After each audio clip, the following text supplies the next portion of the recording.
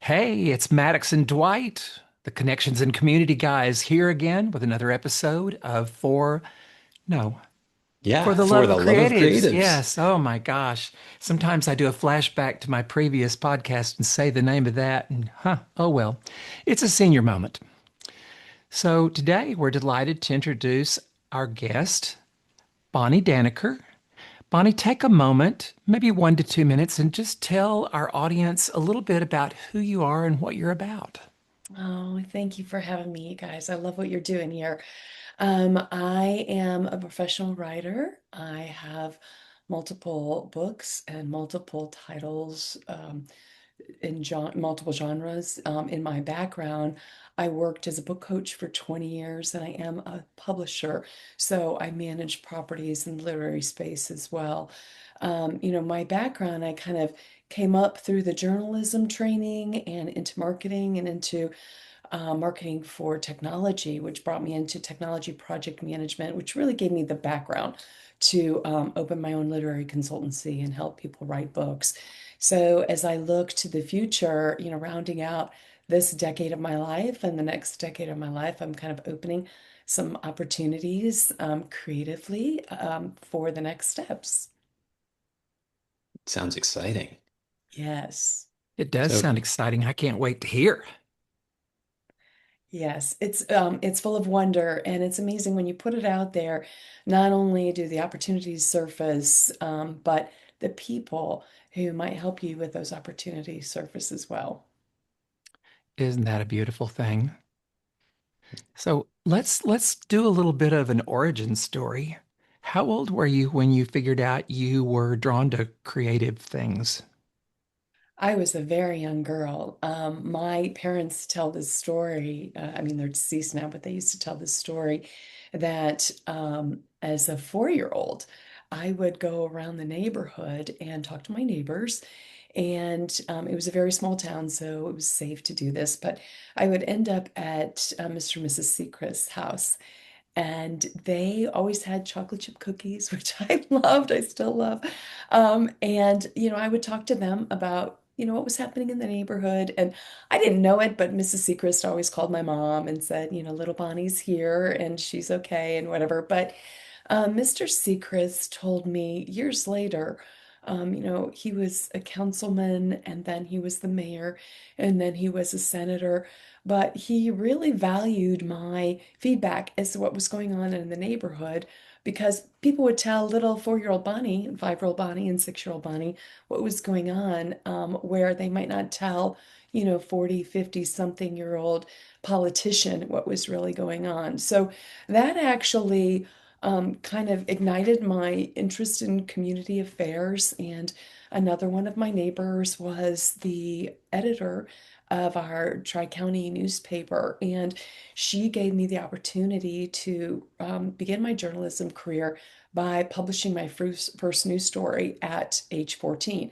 So I had a byline about what was going on in the community. It was a story on the new teen center at 14 years old in a publication that had a 30,000 distribution. So that it was really, again, the universe put the people in place to help me make some of those things happen. And I was a straight shot for journalism. I knew I loved it. I wanted to do it.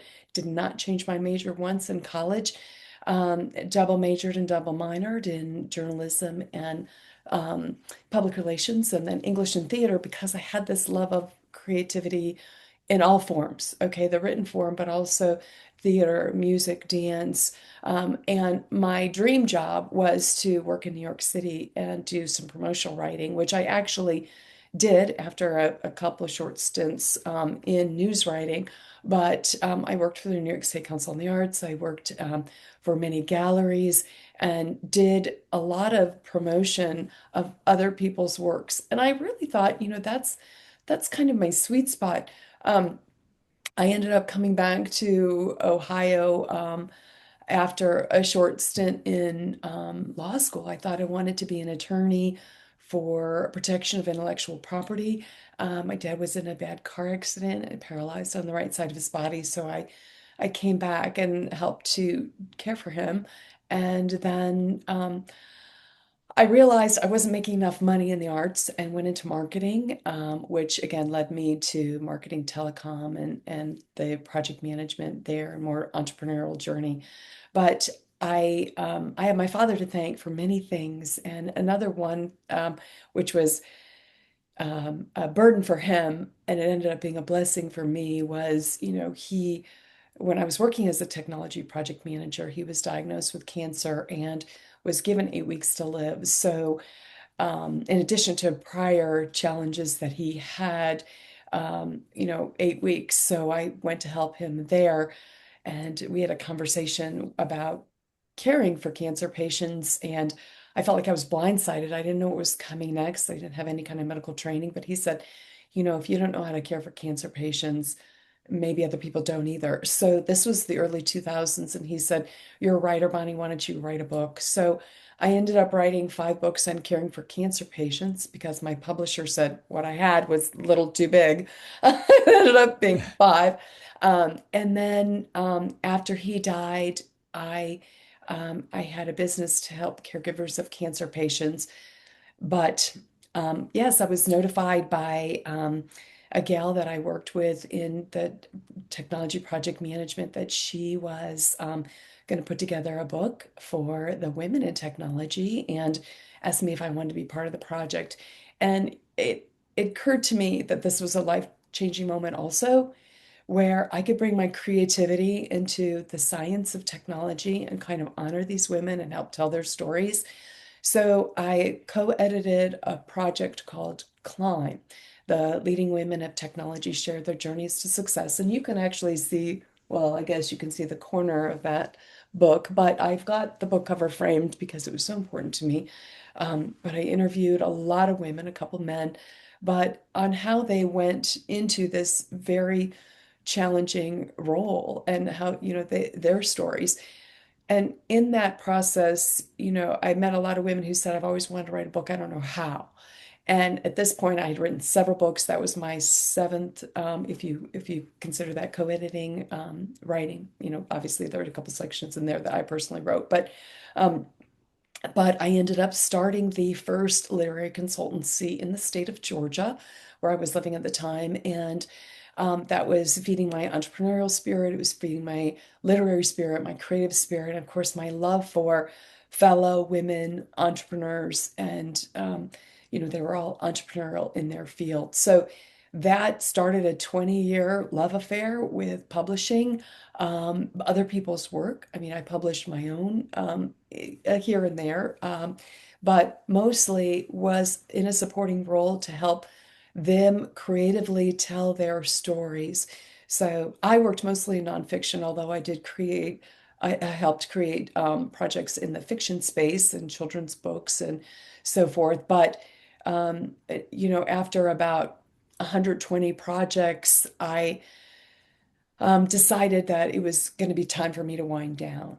So COVID was a particularly busy time for us in publishing, bad for a lot of other industries, fantastic for publishing. We had a demand for a lot of content.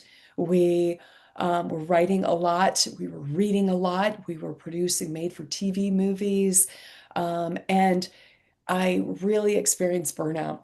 The first 2 years, 2020 and 2021, working on so many different projects, full books, content extensions.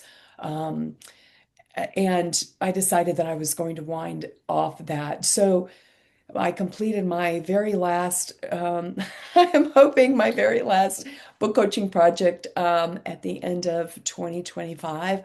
I love my clients. I love the books that I've helped produce, but I need to move forward with, a couple other things like I mentioned in my life and let those contributions speak for themselves.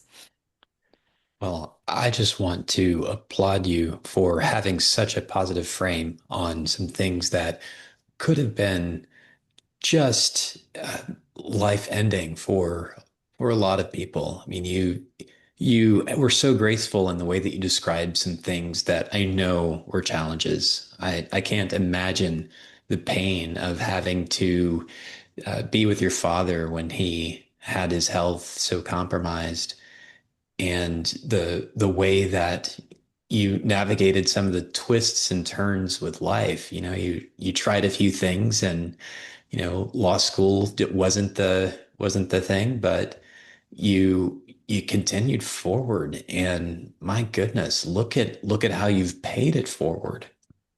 Well, thank you. And I do spend time in contemplation. I've lived in a lot of states, a couple different countries.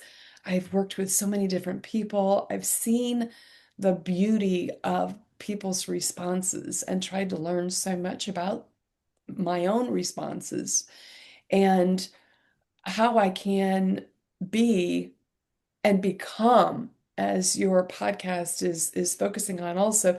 I want to become a wise woman. I want to be known as someone that people can talk to and trust. They can ask for guidance or other ways to look at it that they can just be with during sensitive times. I really feel like I've spent so much of my career in a listening mode, and part of that, I've got good training from my journalism studies, but a lot of it, being a book coach, that has been reinforced in me to be curious and really help people find the essence of what they're trying to explain and share. So, furthering those kinds of skills that I have and knowing that I want to be perceived as that in the future has really helped me kind of define where I want to go and help me to try to acquire some skills to get there. I would say that you are well on your way to that woman of wisdom. Thank you. Well on your way. You said something earlier in the conversation about, I can't recreate it verbatim, but it was something about making a decision to go in a direction and the right people and the right resources and the things just show up. And now hearing your story, your past, I can clearly see why you hold that belief because it sounds like just everything unfolded like magic from the time you were 4 years old on. I mean, I'm thinking Completely. you must be working off some really good karma. You must have been really like put some good stuff out into the world in previous lifetimes because you're describing something that sounds magical to me.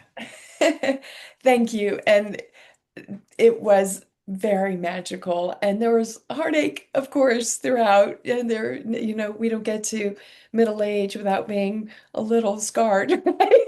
But I really did grow up in quite an interesting family. My mother spoke 5 languages. She could create anything artistically. So I get interest in creativity from both my parents too. My mother she taught home economics, nutrition, biomed. She was amazing. She taught home ec. She taught me to sew. I was able to start a christening gown business because of that. That's another story. But my father was an architectural engineer, multiple patents, was always thinking about new creative ways to do things. And in our house, it wasn't acceptable to leave problems at a status quo. My dad used to say, if you've got time to complain about it, you've got time to do something about it. And all my brothers and sisters, and I'm one of 8, number 6, and all my brothers and sisters have a problem-solving attitude. They don't have a victim mentality that I'm aware of. They see things and think, how do you get through that? And that's another thing my parents would say to me is, you come to an obstacle like a brick wall. Okay, if you can visualize it, how are you going to get beyond that brick wall? Are you going to go around it? Are you going to dig under it? Are you going to climb it? Are you going to hire a helicopter, drop you on the other side? Are you going to plow? What do you do? But it shouldn't stop you if your goal's on the other side. And that to me is an example of creative thought too. I mean, you've got to have some direct line again of what your goal is, and then think through what are creative ways to get there. And That's one piece of wisdom that I would like to continue to impart when people ask me about, their career or their, another personal challenge is what do you want and what's kind of stopping you from getting there and how can we look at this and maybe craft something so that when you look back, it could be viewed as something that ended up being positive. It's not positive now. I'm not diminishing the, impact of some of those obstacles, but when you look back, it can be a positive. That's really Yeah. true, Bonnie. Yeah. I can look back on some of the hardest moments of my life, some of the traumatic experiences with gratitude now because I see the role they played and what a big part of me they are and wouldn't want to relive it, but certainly wouldn't want to change it either. Yeah. I think we've all Totally. had some of those. I Yes. I recall my own COVID experience was one of saying a long goodbye to a longtime partner. Ah, And it was that same kind of an attitude of, well, uh, the stakes are real because death is on the table. So what can we do to make things better? What can we do to set ourselves up to make sure that we can be in good shape for being a candidate for a liver transplant? What can we do to get all the things that we need to make things more accessible at home? What can we do? And there was nothing was off the table. If we needed to raise funds, we got creative, and it was one of those things where I remember one of the early hospital stays. He said to me that we're going through some of the worst times right now, but we're making it some of the best time that we'll spend together. some nice memories in the middle of all this tragedy. Yeah, I can hear that in your voice. It's no fun. I lost several people during 2020 and 2021. That was also, what was going on. We moved to a different state, the year prior. Had a historic house where things were falling apart. I mean, like, there were so many things, but you can laugh at some of those things now. I'm sorry you had to go through that, but at least you have some really good memories at the end. Yeah. Yeah, it was Bonnie, a special time. we've looked at kind of one, each coin has two sides. We've looked at the side of the coin that has a pretty glamorous story about everything that's unfolded in your life, but let's take a look at the other side of that coin and share perhaps in all that, what was the biggest challenge that you had to overcome? So, first I have to take a slight tangent and give you some background.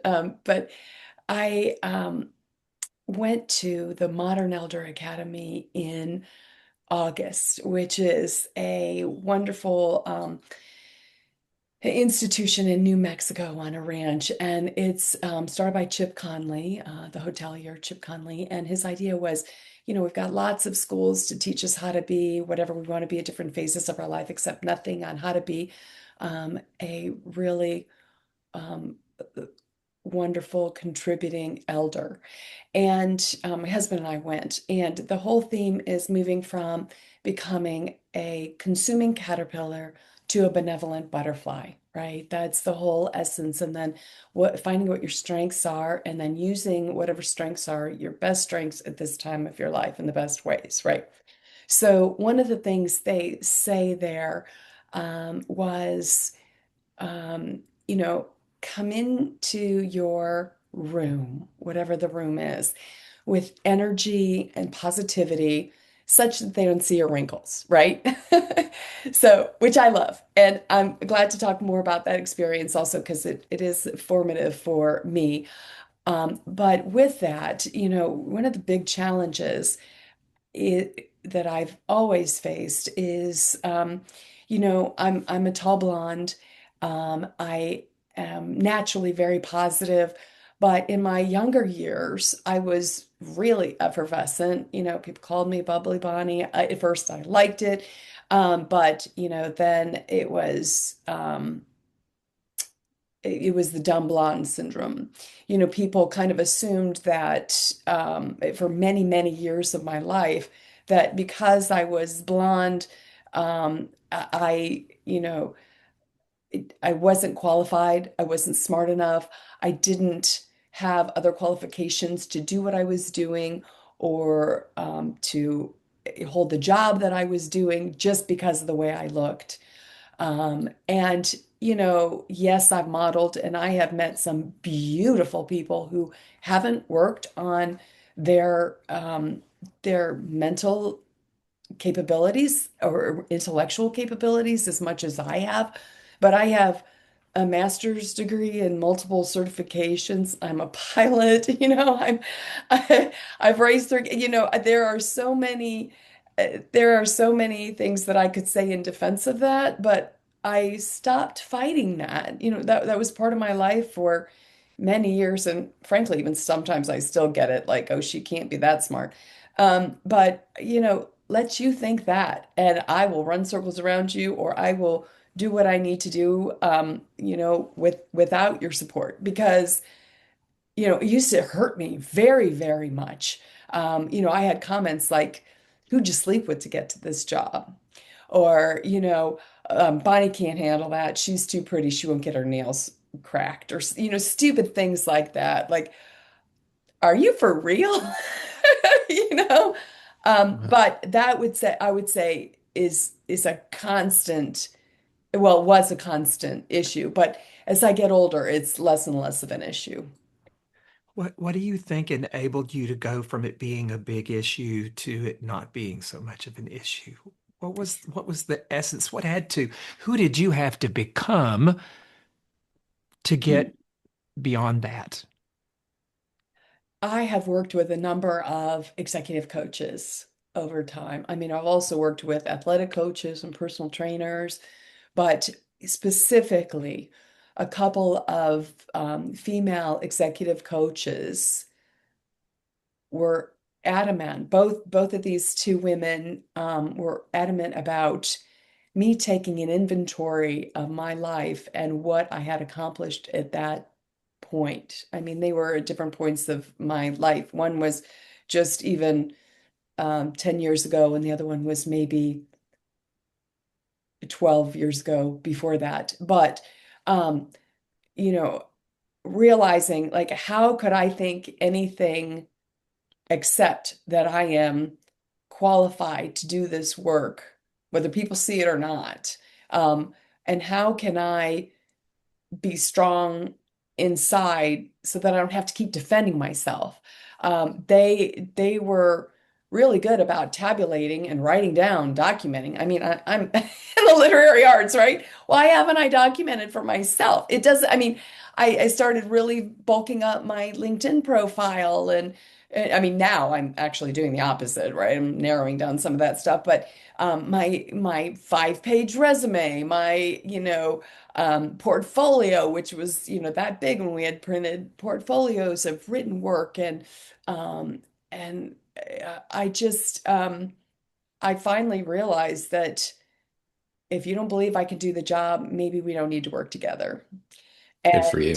yeah, so it was with the help of those two coaches because I wasn't seeing it on my own. Bonnie, I'm a very intuitive person, and I'm having an intuitive hit right now that I should share this with you. And it may be something that you already know, but what's coming through right now, and this isn't of me, it really does come through me, is those people that thought that way, felt that way, had those things to say. It's highly likely that those people felt threatened by you. You walked it, the first time I ever laid eyes on you was at Creative Mornings. And you walked in, and across the room, you walked in with an energy of authority. You owned the room. I mean, you walked in, I mean, it's 8:30 in the morning, and most of us are slugging in, pulling out of bed with hats on our heads because we didn't have time to do anything to our hair. And Bonnie comes in, hair done, makeup done, fabulous outfit, tall, slender, blonde, heels. And you walked in with this energy that said it all. You didn't have to do anything or Thank say you. anything. It said it all right there. I thought, wow. And then you walked up and introduced yourself and spoke to us, and it was even more wow. Thank you. Well, it's taken a long time to get to that point. I mean, now I mean, like I said, I've lived in several states and I know that people aren't going to come to me generally unless they've known me for years, right? But in a new environment, I have to do that. And, as I look to March, that will be 3 years that we've been in Dallas. But the first year was really a transition year, moving back and forth and changing apartments to a house and so forth. But I was looking for that stability in people that would know kind of what I have to give without me saying a lot. And I really appreciate that you recognize that. Immediately. You know what my mama would say about all those people that had things cutting words? She would simply say, bless their hearts, Right. Thank you. Thank you. which is Texas for fuck you, bitch. Exactly. Well, yes, but I mean, when you grow up in a small town, people's opinions matter and all that stuff. So I did carry a lot of that. And even though I lived in some of the biggest cities in the world, Mexico City, New York City, Chicago, well, actually, those places did harden me a little bit and make me realize that, it's them. So whatever they're carrying, so be it. I can just wish them well, and I'm in such a better place about it. But thank you. Something happened to me just on Sunday morning, I will share. We had been invited to a little brunch Yes. and we went. A friend invited, and then we met two new people that we had met. It was small. There was just the five of us. And I put on uh, a ragged holes and stains on them pair of vintage 501 Levi's. And I had on some suede boots, very dressed down. I think I had this pale pink Yeah. sweatshirt on, Which and I looks great on had you. Yeah. I had a faux um, leopard coat on, faux fur. And as we left the restaurant, it was packed. This woman looks up and sees me, and she gets her boyfriend, husband, whatever attention really quick, and they're staring and they're getting a kick out of this. They're making Oh, fun of me, you know? And I completely I saw it, and I actually just got the biggest kick out of that. I mean, that's I hilarious. got a kick out of it. I said to Dwight, I had to just, there was two things that were on my mind. I had to bite my tongue and keep walking because I wanted to walk over and touch her on the shoulder and say, you like my coat? Yes. And then the Or second did they thing I want thought my about autograph? saying was, They'll be like, honey, who is I'm going to that? say, honey, where are you from? Have you never seen a homosexual before? Hilarious. Yes, bless her heart. Bless her heart. And I laughed all the way home because she was making fun of me, but the joke was on her Yeah. because they looked like they were from Podunk. Well, you brightened their horizons, didn't you? They're probably still talking about me. I know. Well, good for you. I'm sure you were very stylish. Well, let's thank you. Let's move on Yes. to the new the where you're going part of our conversation to hear what this new plan is that you're excited about and who you're going to need to become to step into that. Yeah. Oh, yes. With a new physical geographic move comes a lot of thought about who am I going to try to meet or what groups am I going to join and so forth. And so I spent part of the first year and part of this, I guess, a year and a half going to a lot of different groups and seeing what was happening here in this, Dallas Fort Worth area. And we actually bought a house in Plano, north of the city, and it's I don't know exactly what the population is, but there is a lot happening here in Plano too. It's not as big as Dallas or Fort Worth, but a lot happening here. So it came to me that I have had so many people support me, and I really wanted to roll off book coaching, but had my responsibilities as a publisher for a little while that I wanted to maintain. And then also that I really enjoyed writing. I've been writing on and off all these years, even managing other people's properties and coaching them through producing their own books and book extension projects. But I I went to the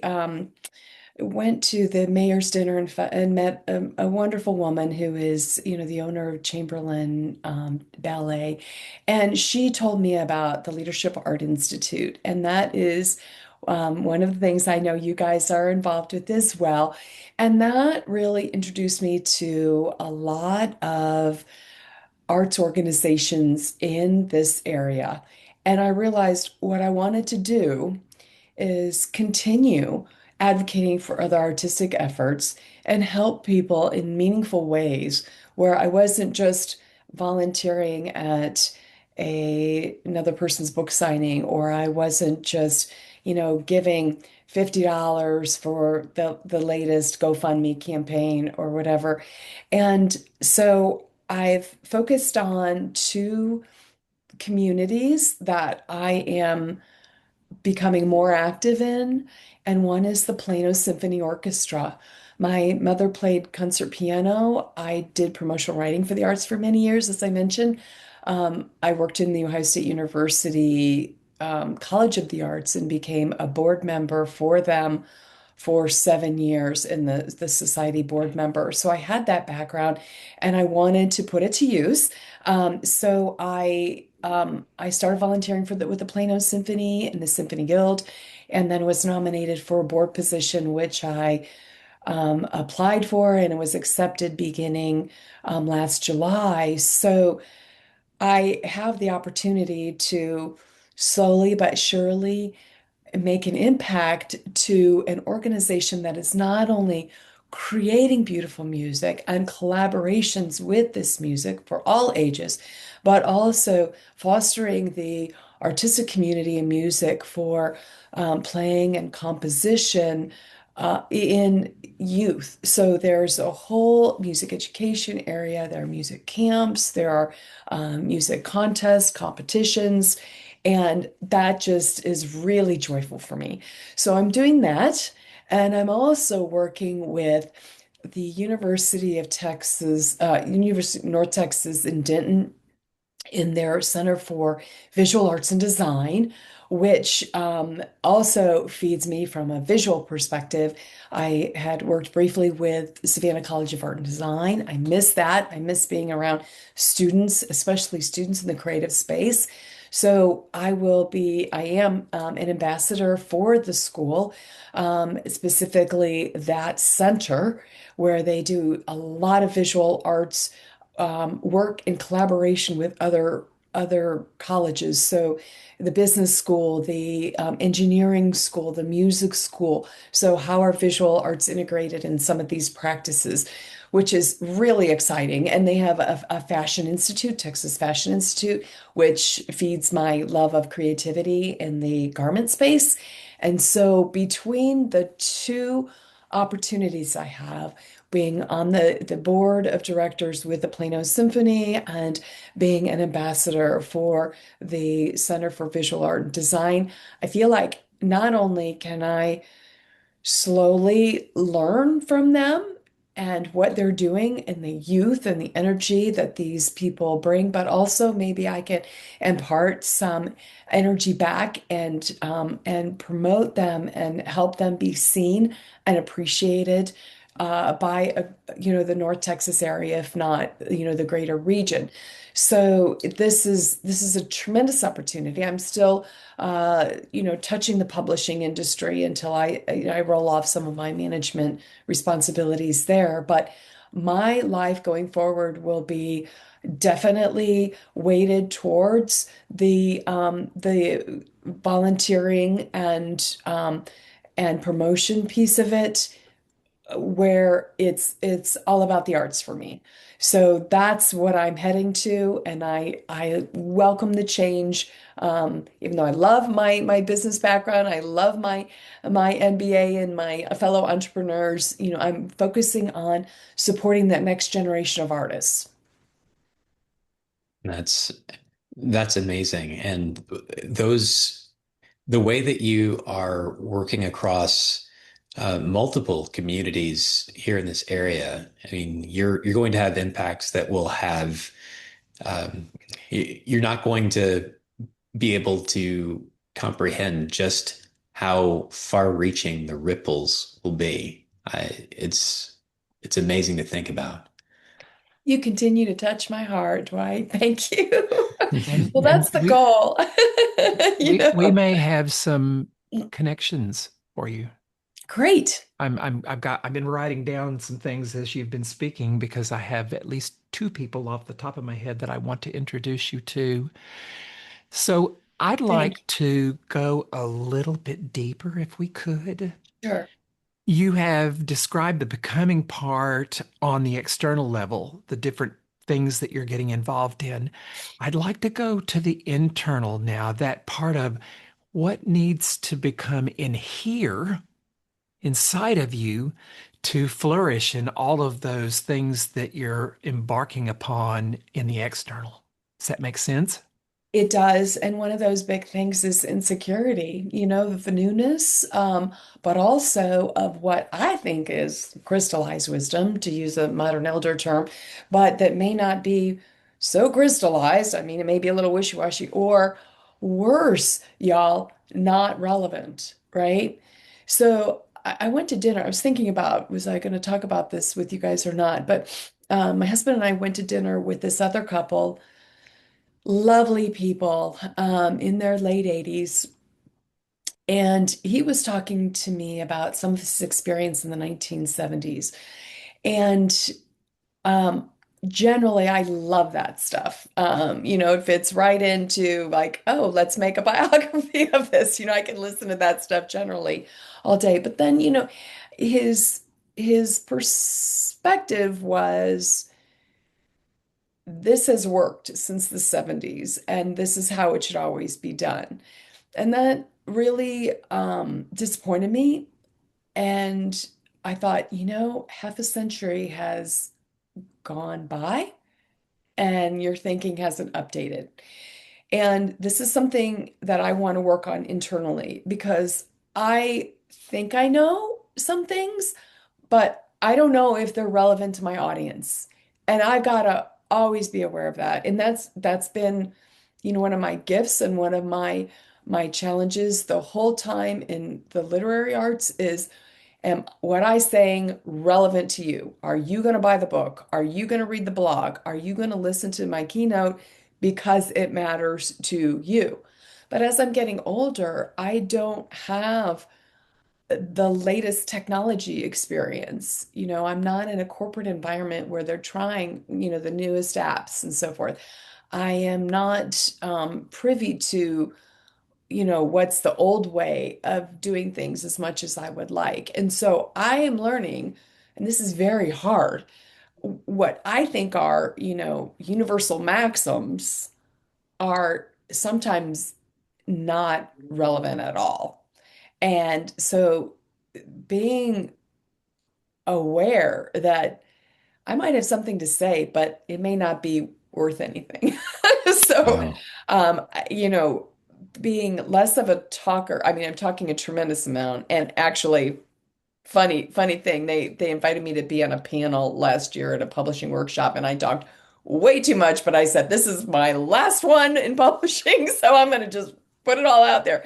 But no, really, that's one of my words for 2026 is preparing. And preparing my responses is what this context is for. What do you really need to hear? What do you really need to hear from me? So being more interested. This is another thing from Modern Elder Academy, being more interested in what you have to say and what you need than interesting. Like, I have this cool background, I should just share it with you. Well, that's not maybe what they need. Maybe they just need a good listening ear and then to summarize what they're saying, or maybe offer a slightly different angle that will help them with other ways to solve the problem. But this is challenging because everybody knows it's easy to talk about yourself. Sure. Well, and I have to applaud you for being so aware uh, when it comes to making it so that we can make room for people to actually tell us what's relevant. I think it requires an amount of awareness and a little bit of a skill for being able to use our senses in proportion, right? We have the two ears, and we really need to allow for people to lay out the road for us. And unfortunately, I think there have been so many ways that we've been conditioned that if you're not screaming from the mountaintops what it is that you do and what you're worth, then people will ignore you. And it's such an upstream counter move to listen intently and find the way that you can weave in exactly what's needed at the right time. And I definitely hear that you have that as a skill that you're trying to hone. That's the axe you're sharpening, and good on you for it. Thank you. You know, we talked, my husband and I continue to talk about this. As we move forward in age, there's a saying of we move also from who's who to who's that, right? So have you heard that before, Maddox? I have Like, not heard that, but it's, so it's so yes. true, right? All of a sudden, I mean, you might be a bigwig or important in one part of your life, and then nobody knows anything about you later on, right? You But know, I heard a story one time that really drove that home. One what? of my friends was telling me he was in, this has been a while ago, when we still had music stores. And he was in thumbing through the CDs or whatever it was. And there were two young guys on the other side of you know, the counter there. And one of them says to the other one, I told you Paul McCartney was in a band before Wings.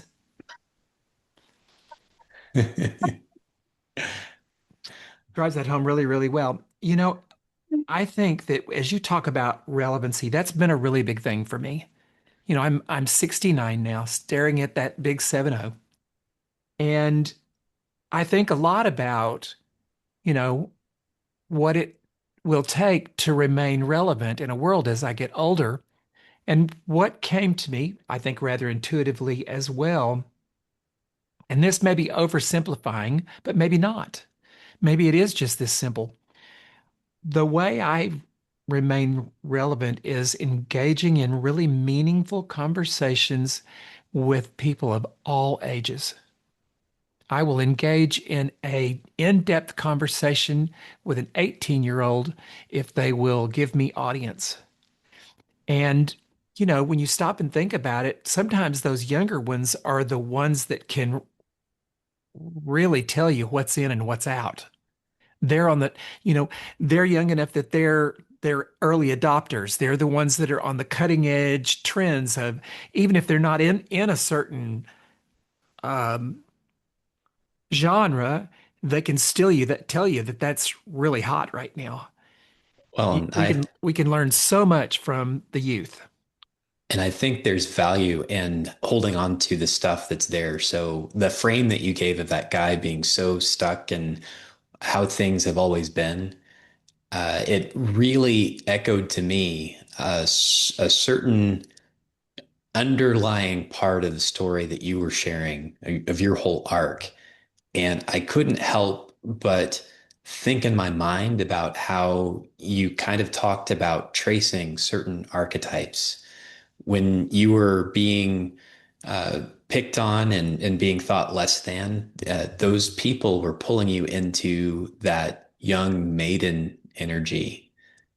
And when you went to, and I forget exactly what the New Mexico institution was called, but it's the Elder Center, the Elder Modern Elder Academy. Yes. Modern Elder Academy. So you are making a conscious choice to lean into that that crone energy. Like you are saying, I want to own that archetype. I want to fully embody it. 100%. And we joke, my favorite bird is the crane, the egret, the great heron. Oh, so close to the crone. Personally, I cannot imagine you becoming irrelevant. Thanks. You From got it your going on, lips to the girl. universe's ears, You, please. you, you, truthfully, you got it going on. Thanks. Yeah. Well, and the beautiful thing, I think it's really tempting to feel like everyone has to have the answer. And with technology moving so fast, I've learned to appreciate that there will be certain universal truths that you can just sit on. The beauty of the way that all of these technological advances move so fast is that they get to fail quickly. That's how they're able to arrive at all of these innovative solutions that we would never think of. It's because they actually are able to iterate and get things really wrong first and then arrive at things that work. Well, there are certain universal axioms that hold true, and you don't have to scream them from the mountaintop, but you can be there to catch those that are lemmings following whatever the AI trend is, because you've embraced the things that you can always count on. I totally agree. And sometimes I feel like those those failing fast efforts are they're gifts. I mean, not everybody gets the chance to fail like that, right? And then they've tried everything, so finally they landed on something that worked, like Thomas Edison, right? Yeah, but he still had to stick within the laws of what we know for electricity, some physics laws and so forth. And maybe that's another example of, the wise woman thinking is knowing those universal truths, kind of that construct of, well, you have to consider this because that's kind of unchangeable, right? Or not Yeah, unchangeable, but you know what I mean. It's sure. something that's there to consider. I'm getting another intuitive hit, and I don't know that I've ever thought about this, but it's made me now think of my father. And the intuitive hit that I just got was another way to really remain relevant is through laughter. Yes. And I Yes. thought about my dad, who all of my life, he did not pass until he was 87. Anytime he was around anybody in my world, he'd handpick one of my friends, generally a female. He loved to play with the girls. And he would put his arm around her and walk her away from the little crowd wherever we were and start telling her some little story or some little joke that would make her just laugh hysterically. And there were a couple of my female friends that thought that was a little weird, but the most of them just loved it. Enjoyed it. Just Yeah. absolutely loved it. He was attentive and he was funny and he was very, very much a polite gentleman when he was around women. But he loved to tell kind of slightly off color stories that would make them laugh. And I can look back now and I've never thought of this before, but that kept him relevant with any age group he was around. He could bring in that humor and immediately they would be all sitting around him to hear what he had to say.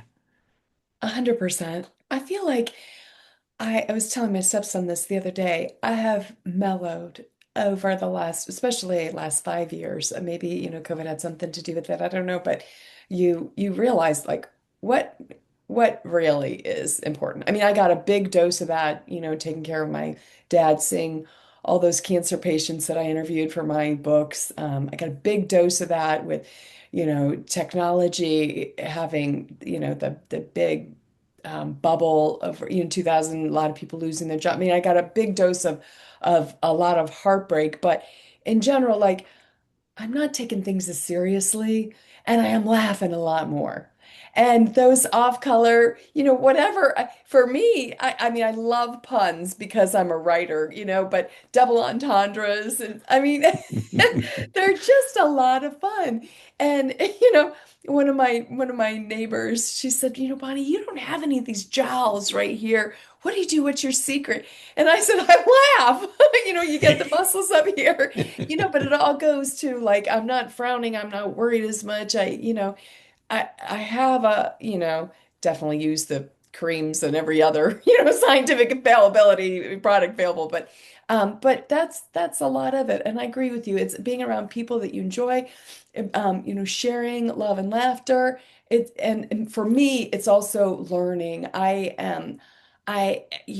love to talk to younger people because I'm learning about those trends. I'm learning about what's going on, new ways of doing things, but also things that I've just wanted to learn over time. I mean, I took a watercolor class, which I've never taken before. I've got two cousins that are professional watercolorists. And, my husband and I are thinking about finally taking Spanish. So, a lot of learning can still happen at midlife and beyond. And I think it continues to open up opportunities to meet more people. And like I said, put those people in your path to, help you on that journey and open more opportunities. And it's kind of, I think of it as like a lovely series of rolling waves and ripples that kind of propel me forward. And sometimes I'm not in managing that, and sometimes I'm able to guide it a little bit, but overall, I'm really thrilled with the process. I set my 2026 intention to focus on people, places, and activities that bring me joy. Oh, I love it. What was yours, Dwight? Uh, 2026 for me is going to be a year of a lot of transition, a lot of buttoning up of things that have supported me and been the only way that I've seen things for the last 20 or 30 years, and embracing what it is to bring in more of the things that light me up and allow me to contribute. This whole project is something that is a central part of who it is that I'm becoming. And the over the past year, I've done this was my first podcast. I had the elder guidance of Maddox, who had done a show before, Yeah. and it has been a way for me to see into myself and to connect with others and to see a world of possibilities. I have such a love and a joy for what it is to connect with people who create. And there's a part of me that can't help but see that creative potential in every soul that I encounter now. And this is a big part of that. This is a big part of what drives me. And it's really shined a light for me in places that were pretty bleak, pretty dim before. Thank you for telling me all that. What comes up for me from the writing world is closing out a couple of those chapters and opening some more. And then what visually I saw was we've got a book, this size in the past, but your new chapters are going to be a book this size. That's cool. You may have to think how to bind that one. Bonnie, Yeah. this has been just delightful. I have so much enjoyed conversing with you and hearing your story and hearing how you're going to move forward. Thank you. You have our Same. support. in Thank Yes. any you. way that we Well, can. I love that. And again, thank you for the offer to meet new people. I would certainly love to do that. And, I've told several people about your organization and your podcast. So I'll continue to support you guys that way too. And yeah, and wish you all the best for this wonderful new year. Thank you. Thank you Thank for you. honoring us with your time and your story today. Same. Take care.